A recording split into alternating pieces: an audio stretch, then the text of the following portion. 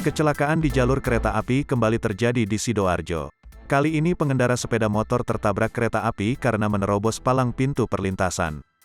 Peristiwa itu terjadi di perlintasan kereta api Klagen Tropodo, Krian, Sidoarjo, Sabtu, tanggal 12 Februari tahun 2022, sekitar pukul 14 waktu Indonesia Barat.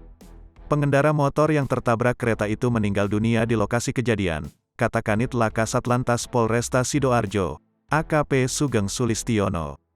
Korban diketahui bernama Prayitno, pria 49 tahun asal Desa Ngudirejo, Kecamatan Diwek, Jombang.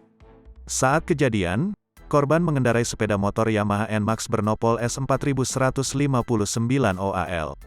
Kronologinya, sepeda motor korban melaju dari selatan atau arah Mojosari ke Krian.